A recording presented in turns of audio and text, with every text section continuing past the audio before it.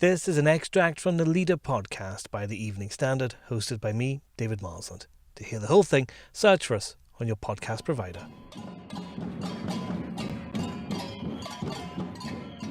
Extinction Rebellion are back. Does anybody care? They're taking over a London city centre that's almost empty anyway for 10 days of protests. There's been a long hiatus since the last action, during which the group's reputation has taken a battering, where once they captured attention with things like a pink boat in Oxford Square, they've since been criticised for demonstrations that tried to disrupt public transport and an attempt to shut down Heathrow Airport with drones that didn't get off the ground. Our features writer Sam Fishwick's been looking at the group's efforts to revive itself, and he joins me now. Sam, are these protests something of a reboot for Extinction Rebellion?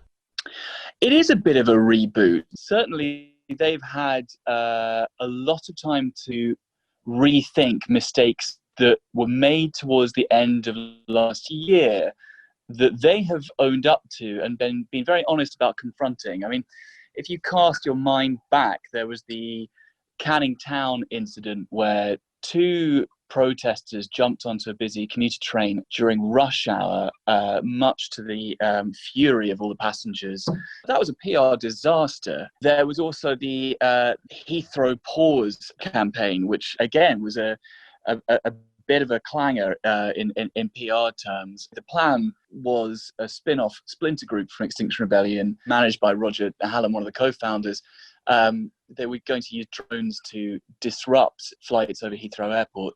And, you know, many people in Extinction Rebellion felt that this was beyond the pale, they were endangering lives, and a consensus was reached that they shouldn't do it. They went ahead and did it anyway. I think you're looking at a few instances last year, David, where their message didn't quite hit the mark, and they're using this September to re-establish their sort of raison d'etre, their reason for being.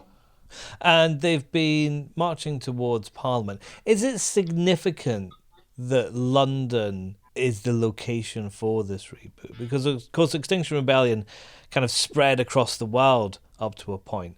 Is it important that they come back to London and reassert themselves here? London is important. London is where Extinction Rebellion first gained a foothold in the world's attention. You know, this is a protest that went global, and it went global from London.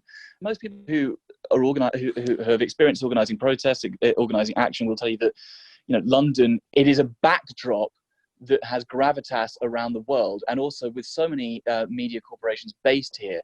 If you protest in London, it is a shot that's heard around the world.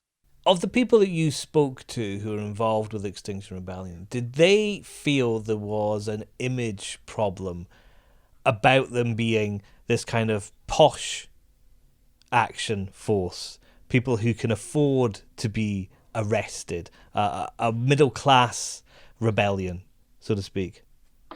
Yes, they're incredibly worried about image because, you know, you can't found a movement, a movement falters on optics problems. You cannot bring the masses in if they cannot see themselves within the movement.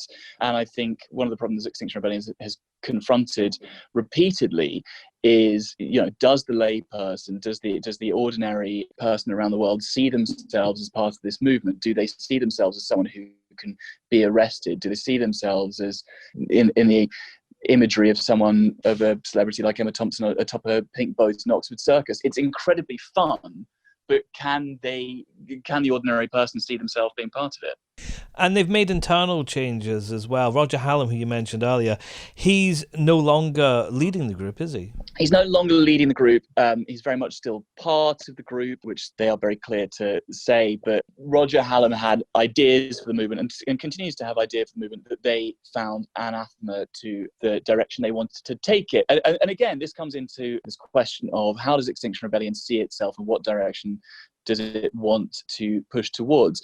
You know, various sources I speak to inside Extinction Rebellion, they realize that the window they have to enact fundamental change on policy within this country and around the world is closing, and they're at their best when they are working to change the agenda and change the politics rather than disrupt and destroy. Is there a place for Extinction Rebellion in the new post-lockdown world after coronavirus? Well, they're certainly very keen to point out the amount of work that they have put in during lockdown to reach out to other organisations, protest movements such as Black Lives Matter, or indeed, I spoke to one Extinction Rebellion coordinator who told me that she's conducted training for digital software. They all use like Zoom with the NHS quite early in lockdown.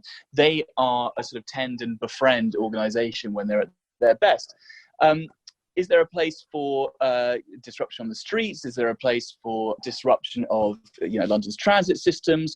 Again, I feel the envelope has barely been pushed on that. It is the same moral quandary that they have created and raised since the first protests, which is, does disruption of everyday life, is it warranted in the face of so-called looming climate catastrophe? And they would say the fact that we're even asking the question is, to an extent, mission accomplished.